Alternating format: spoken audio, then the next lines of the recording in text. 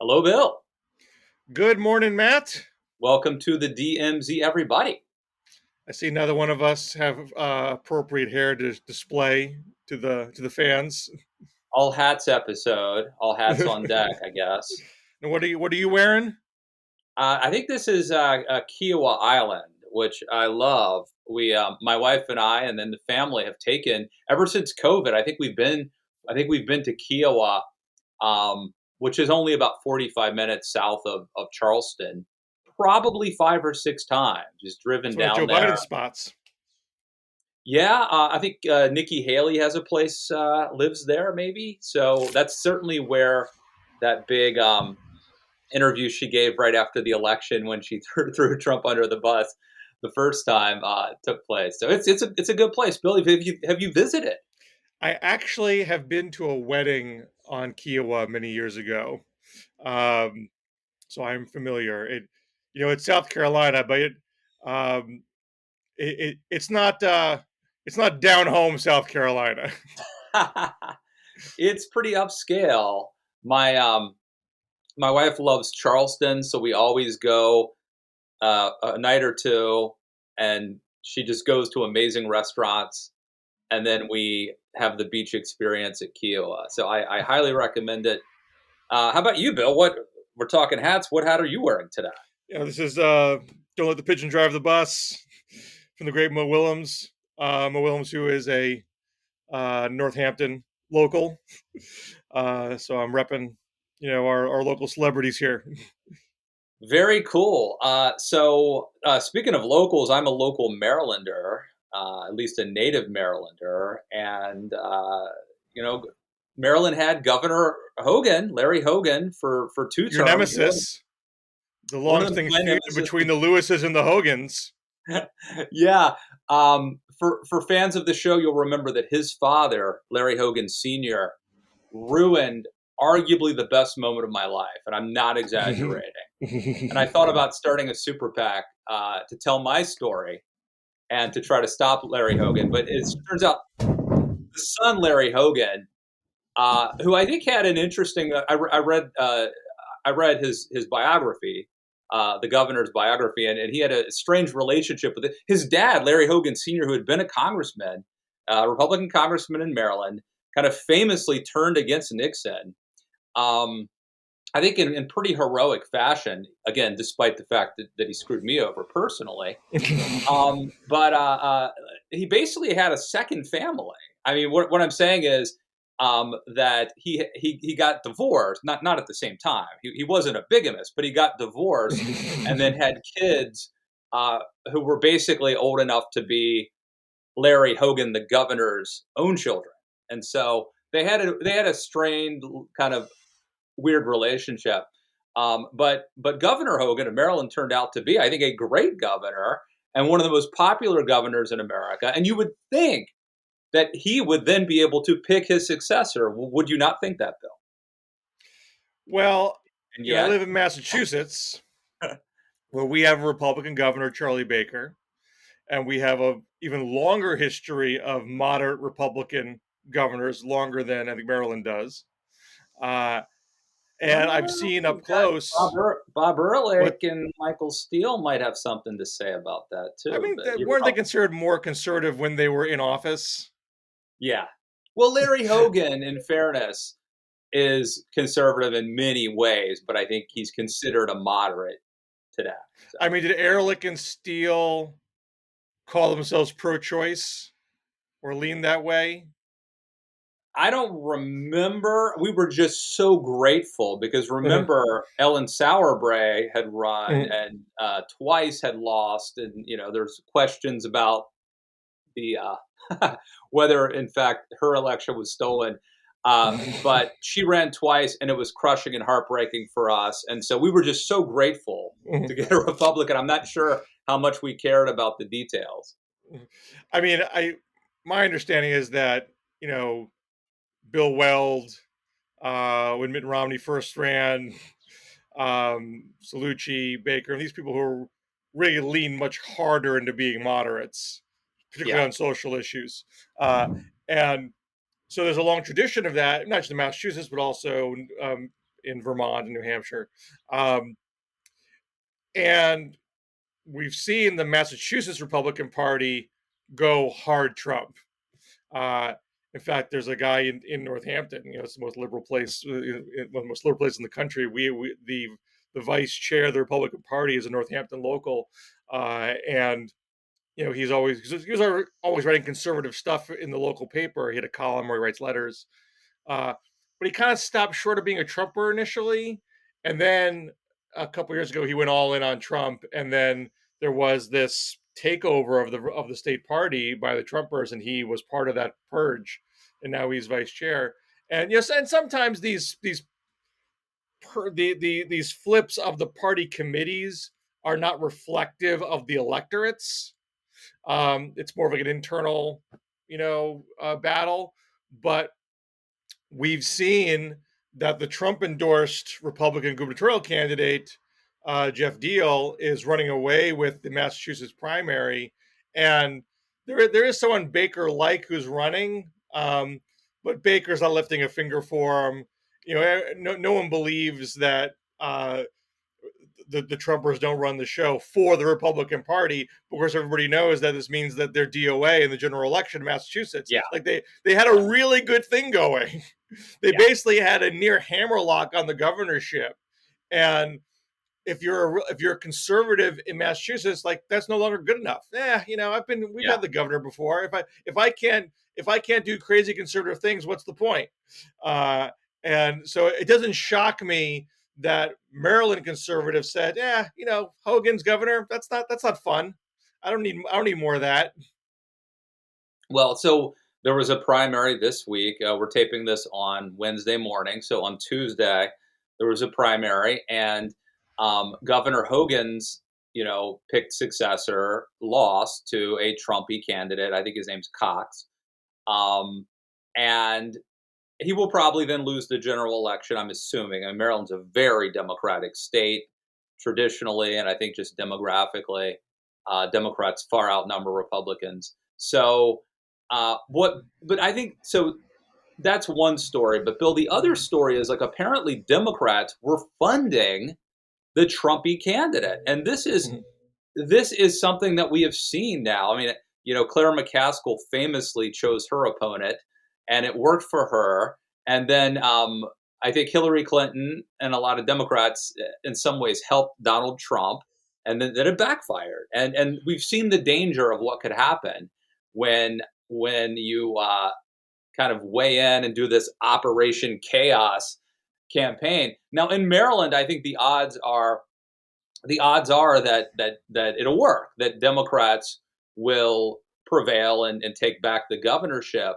But I still think it's a damaging thing to do to politics. I mean, it further erodes, I think, trust, and I think that helping the MAGA forces, even if they lose, still is a dangerous thing to do for politics. But what say you? Well, just to put a fine point on it, so New York Times, Mr. Cox, whose campaign raised little money, was the beneficiary of more than $1.16 million in TV advertising from the Democratic Governors Association, which tried to help his primary campaign in hopes that he would be easier to defeat in the general election. Look, if your job is to win elections, your DNC or DGA or DCCC, whatever, you do what you have to win the election. Like that is your function in life. But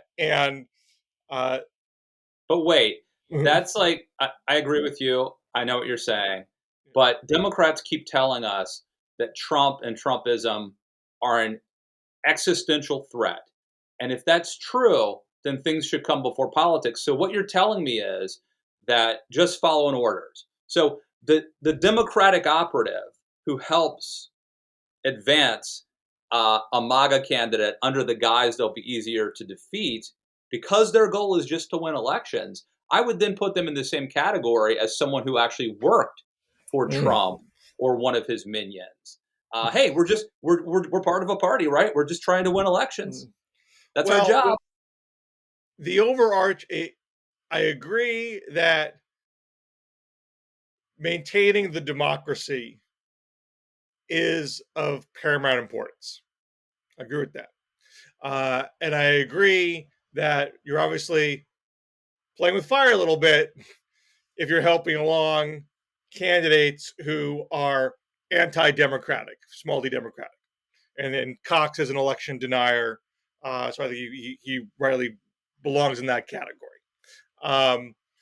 But it's not, to me, open and shut that elevating candidates, well, two things. One, it's still primarily on Republican voters if they nominate anti-democratic candidates. If you want to blame Democrats for aiding and abetting, obviously you're welcome to do that, but this shouldn't exonerate Republican voters. They have agency. They shouldn't be so easy to manipulate that they nominate people that they otherwise would not have otherwise nominated because a Democrat ran a few ads. Clearly, there's an appetite for these candidates amongst Republican primary voters. I mean, right now, I don't think Deal in Massachusetts is getting anything from Democrats. They don't need to put any money into it. He's winning on his own. And I don't even know. And the question is, are you gonna flame, fan the flames? Are you gonna fan the flames, or are you gonna try to tamp down on it? And we know what they're doing. They're fanning the flames. And in Maryland, look, it probably won't. It'll probably work. In other states, Bill, and I mentioned Donald Trump. In other places, let's take Pennsylvania. It is possible that Democrats have helped elevate a MAGA election denier who will then become governor, thanks in part to Democrats, who will then pick, I think he picks the Secretary of State or the election. Right. The governor's race in Pennsylvania is akin to the Secretary of State election because he has a right. And so it seems very bad to me that Democrats are obviously if it blew up in their face, it would be bad. And the race is closer than the Democrats would like right now, but he's not leading. And I still am reluctant to believe he is going to win in the state. Democrats still have a good candidate there. So I don't think Pritzker, right? Pritzker, Governor Pritzker in Illinois, I think, correct me if I'm, someone commented on our YouTube page that Bill has more facts than Matt. Now, they pointed out that, in fairness, the person also pointed out that my predictions tend to be more correct. But you do have more facts than me, and thank God that you're here to fact check me. But I believe that Governor Pritzker put in maybe millions of his own dollars to elect a Republican primary opponent who's presumed weak. Do you know anything about this? I haven't followed it, so I can't speak to it. The commenters weigh in on that one. I'll see if I can dig it up. But I guess my point is, while you're looking, this is a trend. I mean, it's not just one. It's definitely a trend. It's definitely something that. And I mean, in my opinion, first, number one, the anti-democratic cancer was self-administered to the Republican Party. Republicans chose to be led by Trump and have chosen not to drum him out of the party, given opportunities. Mitch McConnell could have voted to convict Trump on the second impeachment and have the punishment be you can't run for re-election again. Republicans chose not to do that. Democrats gave them the opportunity, they didn't take it. And there could be more active attempts to forcefully push back on these candidates in these primaries. The one person doing the most of it is Mike Pence. Mike Pence is actively on the other side of Trump in a number of primaries. Arizona is a classic example, right? You've got this Trumpy gubernatorial candidate, Kari Lake, who seems to be unhinged. I don't know if you saw, Bill, she went after Bret Baier, of all people, who's a really great guy as far as anyone knows, as far as we all, he seems to be an awesome guy and a pretty fair and balanced, straight reporter, especially at Fox News. So I think he's a good actor in politics, generally speaking. And she went after him. And so, he is running. Kari Lake is running for governor of Arizona. She had been winning. She's endorsed by Trump. And now Mike Pence and Arizona Governor Doug Ducey have endorsed her opponent. And the race is now, I think, tightening. It looks to be Mhm. a flip of the coin based on my sources, Bill. Yeah, so there is a case where you're seeing more establishment effort into trying to push back on a Trump nominee. So credit to them in that circumstance. But you also have Mitch McConnell saying to Herschel Walker, "Come on in, the water's warm." You know, we have other examples that have gone the other way, and not a lot of attempts to stop J.D. Vance in Ohio and other places. So I think on the whole, Republicans have not done a very good job managing their own party. Uh, and so it's not even clear to me that if Democrats stood down here, that the party wouldn't be nominating these same people. And just Yeah. so to cover Okay. your point about Pritzker, this is Oh, AP yeah. after the Illinois primary. Pritzker and the Democrat Governors Association spent heavily in advertising to help Bailey is the Trumper, with the Republican primary, including with ads noting he is 100% pro-life. While those messages have raised Bailey staying with Republican voters, they're likely to hurt him in the general election. I mean, Pritzker is not going to lose the Bailey almost certainly. So I don't think there are a lot of places where they're cutting it close. They're not really doing this in the Trumpiest places.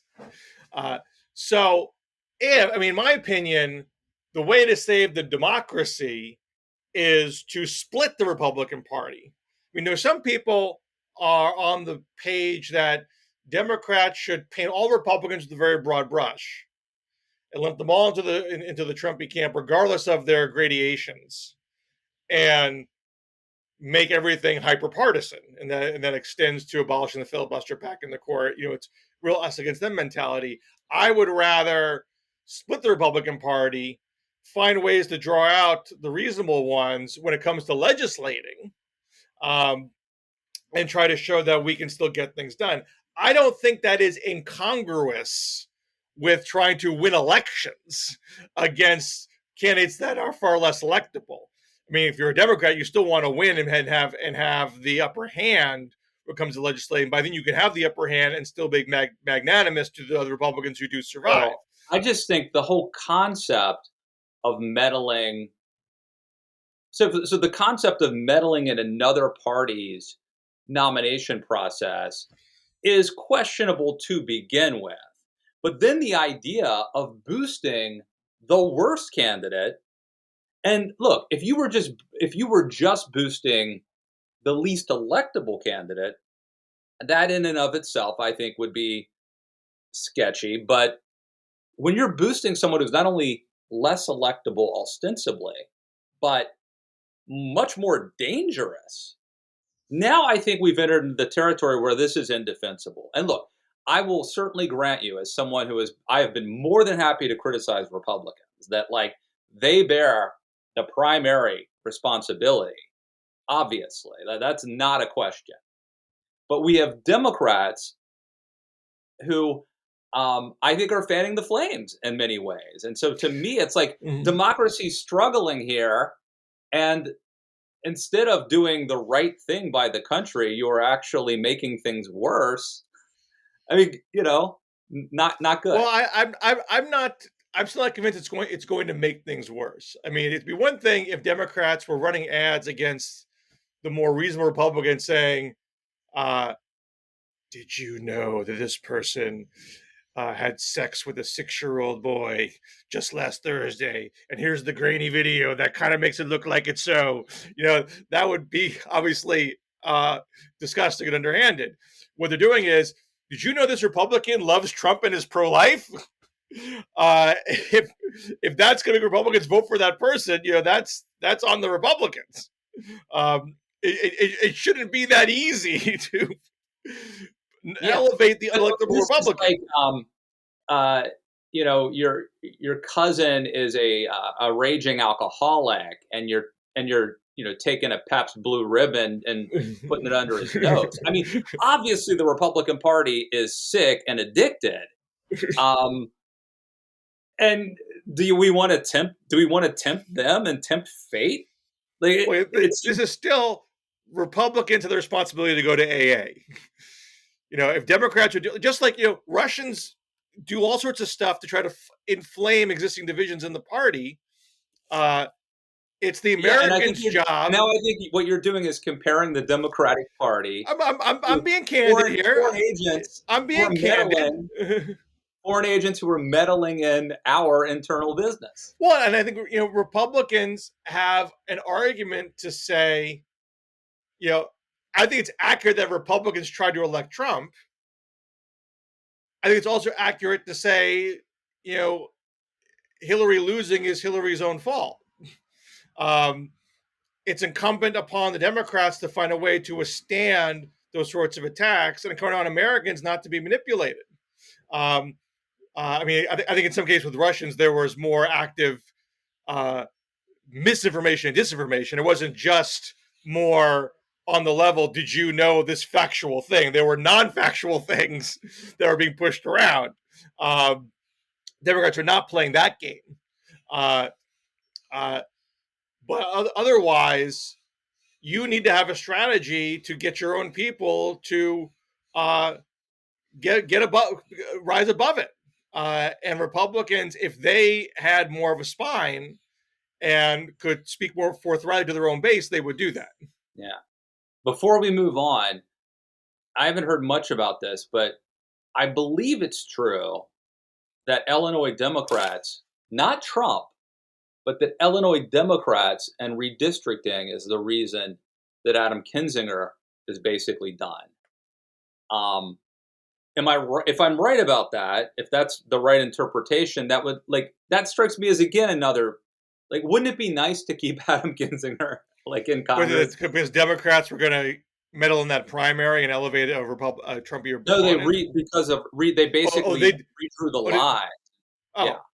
Well, look, I have always been, I'm for norms. Gerrymandering is a norm.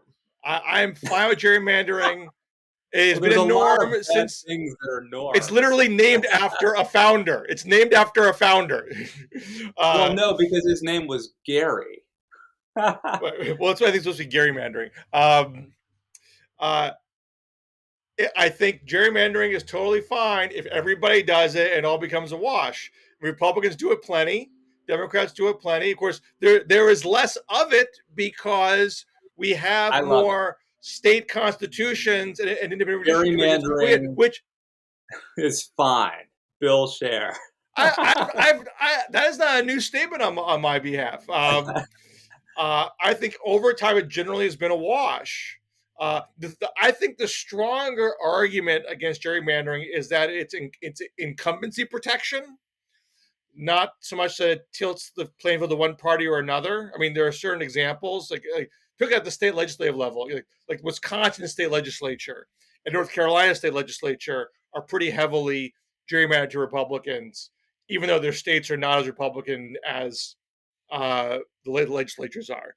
But I think those are more anomalous. Generally speaking, we're getting the House elections the last two cycles have been reflective of the popular vote. That's a mix of both sides gerrymandering, and in some places where Democrats don't have to gerrymander. For example, Massachusetts has a 9-0 congressional delegation. They don't try that hard to gerrymander the lines. It's just the way that the Republican votes are distributed in the state. But it's the same net result. If the delegation was reflective of the population, it would be like 6-3 Democrat Republican. Instead, it's 9-0.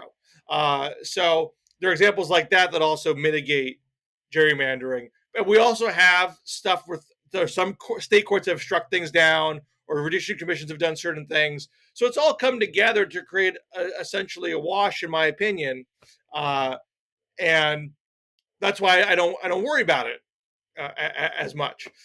So Democrats did the Kinzinger here, Republicans did it to the national congressperson there, and of course DeSantis has done a very aggressive gerrymander in Florida. But when they take out, and again, I'm deferring the facts to you, but if in fact Democrats took out Kinzinger, they took out 50% of the sane Republicans, right? I mean, in Congress. Like they took out one, and Trump's going to do the rest. He's taking out. Trump's going to take out his Republicans are team. taking out the moderate Democrats. I mean, that's who gets taken out are the moderates. Gerrymandering does have some polarizing element to it because you're like Texas, for example, did not do the most aggressive of gerrymanders, but they made fewer competitive seats. So the Democratic seats are now more blue and the Republican seats are now more red. So that's definitely going on. And look, I'm not saying there aren't any consequences to gerrymandering, but I don't think it is the most insidious part of our democratic challenges here. All right. Before we move on, Bill, you and I hosted a Patreon exclusive event, happy hour Zoom call with David Frum. What'd you think? I thought it was very interesting. People should check out the YouTube and the podcast. I thought that Frum was, because I know Matt, you have been skeptical that abortion is going to be a big factor come November, and Frum thought Frum thought differently. Frum thought it was going to be a bigger deal. So I'm curious if that influenced you at all, or if you still are where you have been. Well, I've talked to enough smart people who think it could make a difference, particularly in certain, Senate races, that I'm open to it. I've not made my, remember, Bill, over a year ago, I wrote the piece saying Roe versus Wade will probably be overturned. It's going to change everything you think you know about the primaries. Originally, I thought, wow, this is going to shake up things. People have no idea. It's going to really define the midterms. And then what happened in Texas, and it didn't really have big political ramifications. MSNBC and CNN were freaking not out. yet.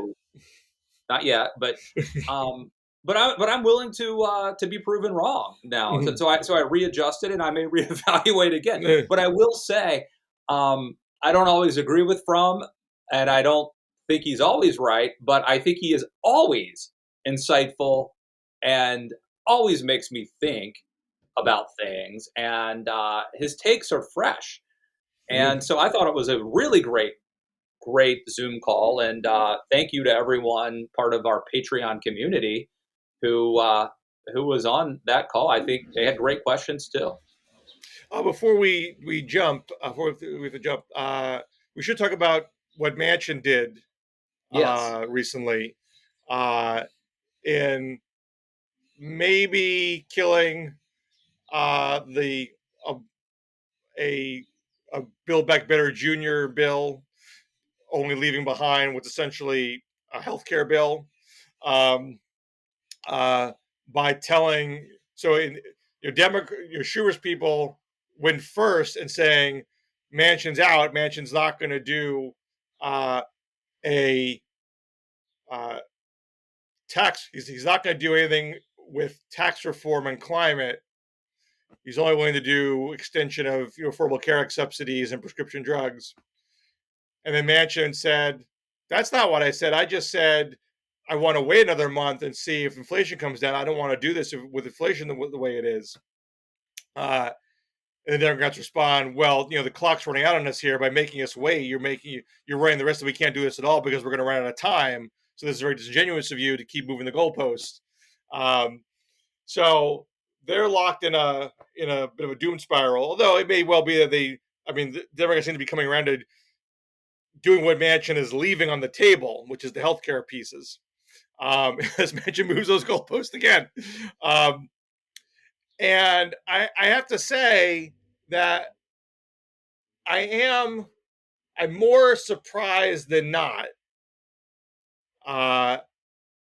because if I'm Joe Manchin, I would recognize that I will never have more power than I do today. Where we've been playing the President Manchin game for 18 months.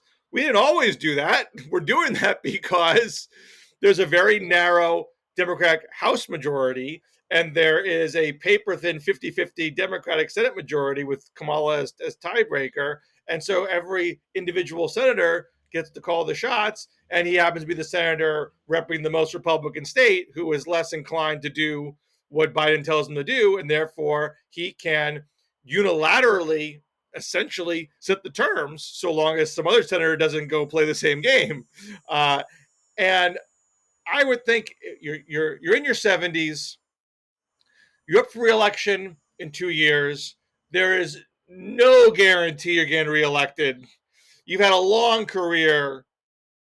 Here's your chance to do something on your terms. It's very rare for any senator to get to say, I want to do this, and I want to do it my way.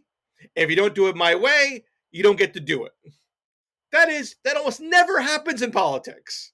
Manchin holds that power right now, and in all likelihood will not have that power in 7 months' time. So he still might, if he though. wants, I mean, if he wants, it's not impossible that there will still be a 50-50 Senate or something. But probably not a Democratic House. And there's a Republican House, then whatever Manchin wants to get done probably gets blocked in the House. I mean, again, it's possible, but I wouldn't bet on it. Yeah. That's right. So if he wants to have hydrogen investments in West Virginia, which he says he does, here's your shot, kid. Force it onto this bill. This is your chance. So I don't get why I do get that being obstructionist is good for his poll numbers in West Virginia. It probably is better for him to do what he's doing now if his end goal is to get reelected. I just wouldn't make reelection the end all be all. I mean, if you get reelected and it's 2024 and it's a Republican Senate, maybe even a Republican House and a Republican presidency, it's like Mitch McConnell's going to bend over backwards for you. He's going to do what he wants to do. So I think this is your shot. And I don't think he's taking it, which I think is weird. You think he's throwing away a shot? I think he's throwing away a shot. Now, I also think that Biden has handled Joe Manchin poorly. I think that Manchin should have been given the license to write Build Back Better at the beginning. I would not have written the bill myself and then shown it to Manchin and say, what do you think? Can I twist your arm on this? Can I bargain you down? I would have started with Manchin and have him build it out. I think that was a mistake. I agree. Having said that, I think Manchin still has pretty much all the cards, and he's not playing the cards that he has for his own benefit. I think that's smart analysis. Have you written this yet, Bill? This is a column. I've not written that piece. Maybe that's because I don't think I could steal this one from you because I don't want to advocate for this, but I think that you make a compelling argument. I think I need a real clear politics idea this week, so that'd be an easy one to do. So thank you for putting that in my head. This is why you and I can never quit doing this, even if we hate each other, which we don't. But if we did, we need it because there's something about talking that, I remember when I wrote Too Dumb to Fail, and I was right at the end where I had to file it. I had to send in the manuscript to the publisher, and it just wasn't coming together. It was a structural problem. And my wife and I were in Scottsdale, and we went hiking up Pinnacle Peak with the idea that I was going to tell her about the book, my problems, and she was going to tell me the solution. And we hiked all the way up the mountain. Sun's beating down on me at this point. We started off, it was almost dark probably, and now the sun's beating down. I'm sweating. We're walking and I'm talking, and I keep telling her about the book, expecting her to give me the solution. And then I just had these epiphanies, 2 of them in a row, and I knew how to fix the book. And there's something about talking that you can sit in front of your computer all day long and try to think of an idea, write an idea, but there is different muscles or something that talking brings out. So this is helpful for us with our other job.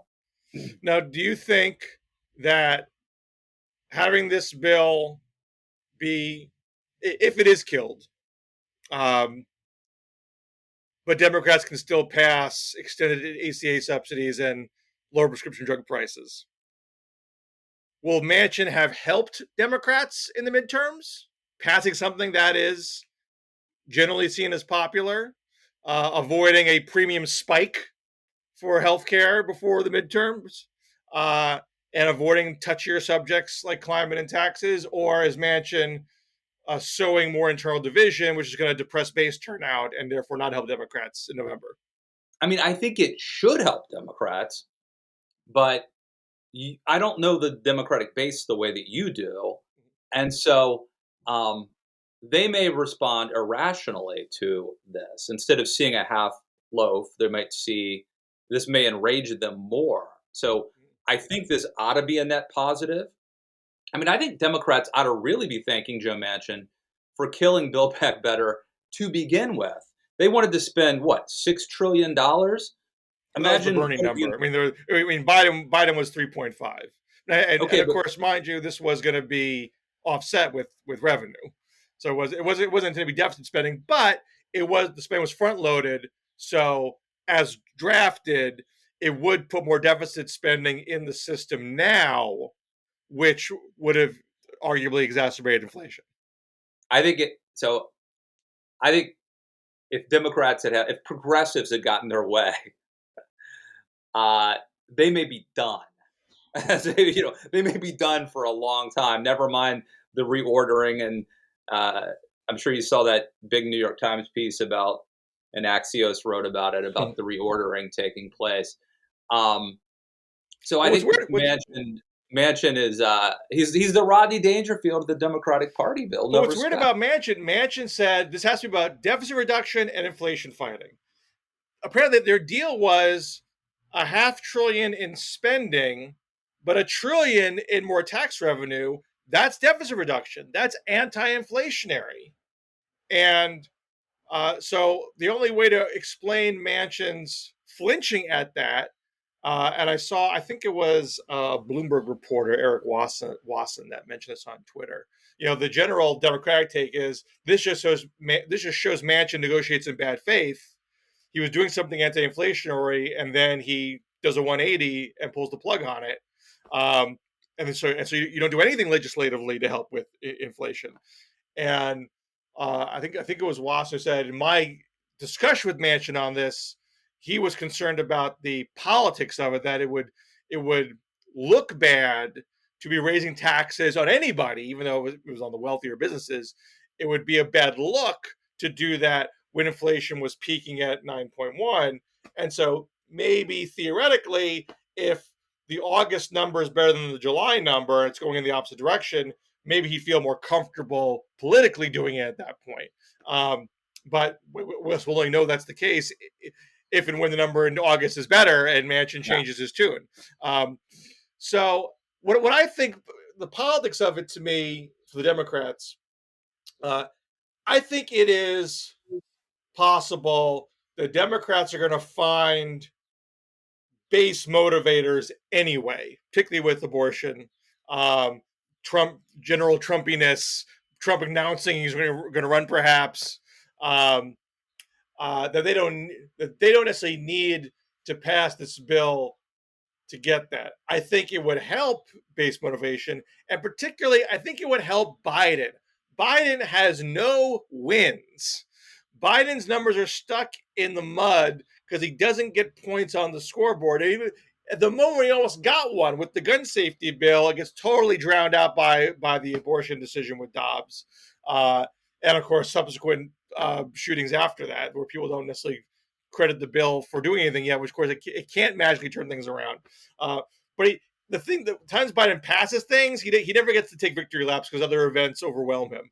So this was a chance to get some points on the board that I was not going to get. And if his numbers were higher, that presumably would help with base motivation too. Now, we're seeing evidence that Biden's numbers are kind of artificially lower because he's losing Democrats, progressive Democrats that are frustrated with him. That doesn't carry over into progressives abandoning Democratic congressional candidates or Senate candidates. And so they're generally outrunning Biden's numbers in purple areas. So it may well be that Manchin isn't hurting Democrats in the midterms in that respect.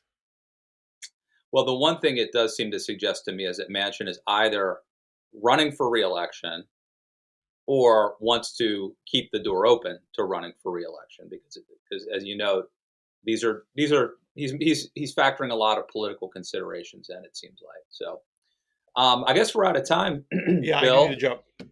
What do you want to plug? I got a piece in the Monthly this week, Washington Monthly, about how the Democratic divide in abortion is really about court packing, and that's why it's hard for them to come to a meeting of the minds on where to go from here. So check that out. And you, Mr. Lewis? I think I would just plug our conversation with David Frum, the DM Zoom conversation we had. You can find it at youtube.com/Matt Lewis under the DMZ section. I also put it on my podcast. Obviously, Bill, feel free to put that anywhere you want. But it'll give you. Here's the cool thing, Bill. As you know, there are a lot of other outlets who have they'll have like live Zoom conversations with their fans or supporters, but and maybe the fans get to ask a question like in the comment section, but that's not how we do it because we don't have that many fans and supporters. We have like 20, and so we can 20 who show up to the calls. And so we have enough that this is like literally a conversation. You and I start off interviewing Frum, and then we throw it to the peanut gallery. So support us at patreon.com/BillShare or patreon.com/Matt Lewis. And not only will you be doing the right thing, unlike the Democrats, you'll be doing the right thing, but you'll also be invited on any future calls we do. All right. Good talking to you, Matt. I'll talk to you next week. Talking to you. See you next week.